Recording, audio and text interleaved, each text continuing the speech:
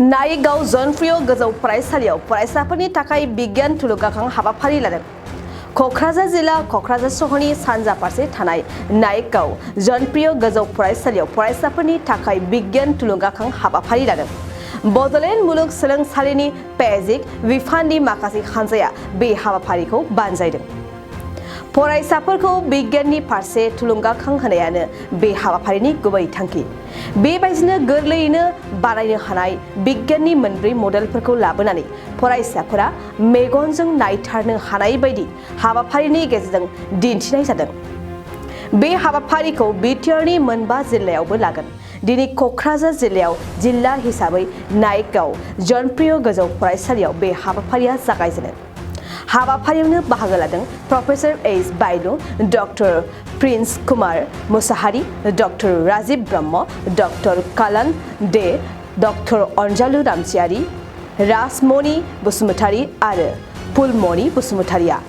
जोंनि उद्देश्यआ बेनो जे जोङो साइन्स बा बिगियानखौ जोङो गथ'फोरनि खाथियाव एसे जनप्रिय खालामनाय, जाहाथे साइन्सखौ बिसोरो गोरा होनना सानबाय थायो। बिसोरो बे गोरा होननाय माबाखौ जों बोरै एसे गुरै खालामनो हायो, जाहाथे बिसोरनि गोसोआव हाबनो हायो जे जोंबो साइन्स फरायनो हायो। जों मिथिगौ जे बे मोनब्रै ओनसोलाव साइन्सनि माबाया रेटआ बहुद खम अन्य डिस्ट्रिक्टनि तुलनायाव। बेखायनो जोङो बे बिटिआरनि मोनबा डिस्ट्रिक्टआव गुबुन समाव जों बेबादि प्रग्रामखौ जोङो आखायाव लागोन। जोङो दिनै बेवहाय जनप्रिय हाइ स्कुलाव फार्स्ट गिबिथिनि थाखाय जों आरम्भ खालामदों। जोंनि उद्देश्यआ बेनो जे गथ'फ्रा मात्र लेखा फरायोब्ला साइन्सखौ मोजाङै बुजिया, जायनि थाखाय बिसोरो बे साबजेक्टखौ बिराद गोरा होनना सानो। बेखायनो जोङो बिसोरखौ मेगनजों नुनाय बायदि, गावसोरनि आखाइजों खालामनो हानाय बायदि जाहाथे बिसोर खालामनो हायो, बिनि थाखाय जोङो मोनब्रै मडेल लाबोदों। जोङो जाय मडेलफोरखौ बिसोरो नुनानै गावसोरनो खालामनानै एसेबाबो साइन्सनि प्रति एसे बिसोरो मोनसे आकर्षित जायो। थारमाने बे मोनब्रै मडेलनि गेजेराव फार्स्ट मडेला जाबाय सान आरो बुहुमनि गेजेराव मोनसे इन्टारेक्सन। जों मिथिगौ जे साना बिराद गरम आरो बे गरमनिफ्राय गुबुन बुस्थु ओंखारो। बेनि गेजेराव फिसा कना होनो, फिसा पार्टिकल्स ओंखारो आरो बे पार्टिकल्सखौ जोङो सलार विन्ड एनार्जि होनना बुङो। सलार विन्ड प्लाज्मा आरो बे सलार विन्ड प्लाज्मा आरो बुहुमाव चारिय'फाले मा दङ? मेगनेट दङ, सुम्बक दङ। बे सलार विन्ड प्लाज्मा साननिफ्राय ओंखारनाय आरो बुहुमनि जिथु मेगनेट, बे मोननै गेजेराव मा जागोन? इन्टारेक्सन जागोन। बे इन्टारेक्सननि जानायनि थाखाय मा जागोन? बिराद समायना मोनसे रिं बायदि फर्म जायो। बेखौ मा बुङो? आर'रा होनना बुङो। बे बुस्थुखौ जोङो बेवहायनो लेबरेटरियावनो जों बानायनानै देखायगोन गथ'फोरनि सिगाङाव। 2 नाम्बार मडेला जाबाय, जों मिथिगौ जे रकेट लन्चआव गोबां बुस्थु नांगौ, सफिस्टिकेटेड बुस्थु नांगौ। दा जोङो बेवहाय गथ'फोरनि थाखाय जोङो फिसा बुस्थु जगार खालामनानै जोङो रकेटआ बोरै लन्च खालामनाय जायो बेखौ जों बेवहाय देखायगोन, जाहाथे गथ'फ्रा एसेबाबो बिसोरो साइन्सनि प्रति एसे आकर्षण जायो। 3 नाम्बार मडेला जाबाय जे जों मिथिगौ जे दैया मोननै मलिकुलजों जायो। बे जाबाय हाइड्रजेन आरो अक्सिजेन। जों बेवहाय लेबरेटरियाव बे हाइड्रजेन आरो अक्सिजेनखौ जोङो बोखावगोन। जाय बोखावनायनि जाहोनाव हाइड्रजेना मोनसे एक्सप्लसन जागोन। बेखौ जोङो सात्र साथ्रिनि खाथियाव जोङो देखायनाय जागोन। 4 नाम्बार मडेला जाबाय जे लाइटआ मोनसे जायगानिफ्राय गुबुन मोनसे जायगायाव थांनो माबोरै थाङो बेखौ जोङो लेबरेटरियाव देखायगोन। जे बेवहाय नोंथांमोना नुगोन रिफिखनाय बायदिसिना मडेल बे पुहरनि परिघटनाखौ गथ'फोरनो जों देखायनो सेस्था खालामगोन। स्कुलाव जोङो गुबुन समाव लागोन। जोङो आं दानि सिगां बुंनाय बायदि जे बिटिआरनि मोनबा जिल्लायाव जोङो गुबुन समाव गुबुन स्कुलाव जोङो बे हाबाफारिखौ आखायाव लानाय जागोन।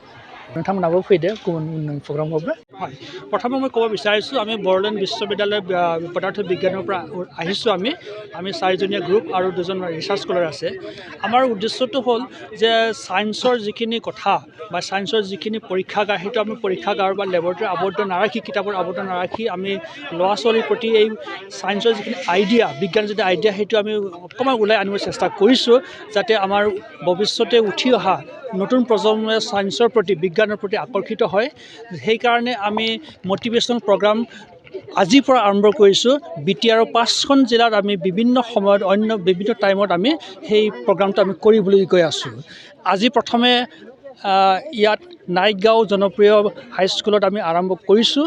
ইয়াত ইনিচিয়েলি আমি 4টা মডেল লৈ আহিছোঁ। প্ৰথম মডেলটো হ'ল পৃথিৱী আৰু সূৰ্যৰ মাজত যিটো ইণ্টাৰেকশ্যন, সেইটো আমি লেবৰেটৰীত বা এক্সপেৰিমেণ্টেলি আমি দেখাব বিচাৰিছোঁ।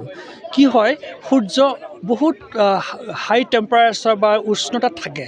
গতিকে সূৰ্যৰ পৰা আপোনালোকে জানে যে বিভিন্ন ধৰণৰ কণা পাৰ্টিকলছবোৰ ওলাই আহে। গতিকে তাতে চাৰ্জ পাৰ্টিকল এটা ওলাই আহে, সেইটো ছলাৰ উইণ্ড প্লাজমা বুলি কয়। এই প্লাজমা আৰু পৃথিৱীৰ যিটো মানে চুম্বক মেগনেট, সেই দুটাৰ মাজত ইণ্টাৰেকশ্যনৰ ফলত এটা সুন্দৰ এটা অৰোৰা ফৰ্ম হ'ব। সেই অৰোৰাটো আমি ইয়াত এক্সপেৰিমেণ্টেলি আমি দেখুৱাম। দ্বিতীয়তে আমি দেখাব বিচাৰিছোঁ ৰকেট লঞ্চৰ যিটো বেছিক আইডিয়া, সেইটো আমি ইয়াত পানী কেনেকৈ আমি লঞ্চ কৰিব পাৰোঁ ৰকেটৰ সহায়ত, এইটো আমি দেখুৱাম।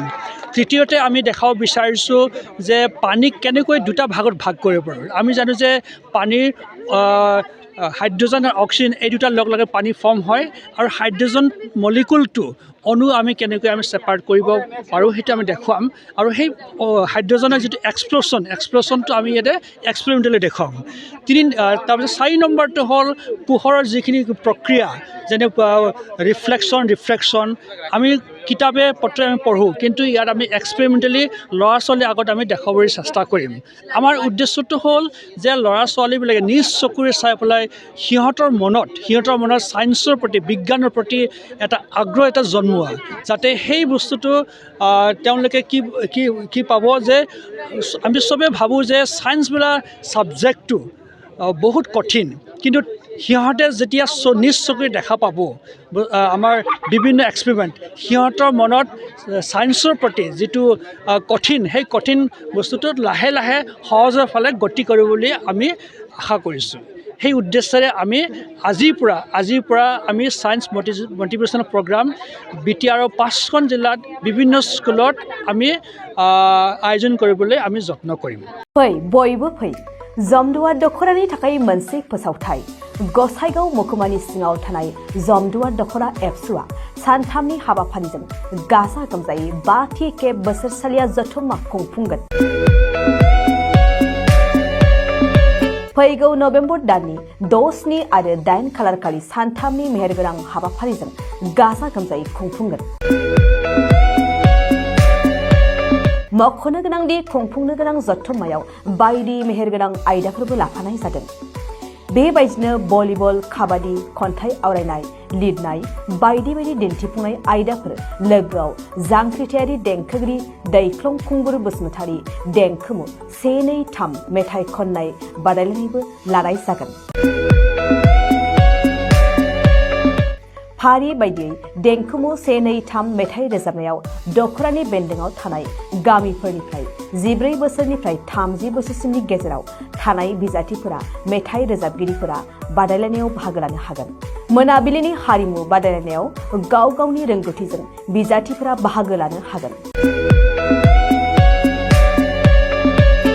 एक्जिबिशन दिन्थिफुंनायखौ 6 नभेम्बरनिफ्राय जोबजासिम नुनो मोनगोन। 6 नभेम्बरनिफ्रायनो भलिबल आरो काबादि गेलेनाय बादायलायनाया जागोन। 8 नभेम्बर 2022 इं अक्ट' खालारखालि हारिमु मोनाबिलियाव मिस्टार प्रेक्टिकल बसुमतारी आरो मिस दीप्ति बसुमतारी मोननि गाबगोनां हारिमु आरो फेस्ला दिन्थिफुंनायखौ नुनो मोनगोन।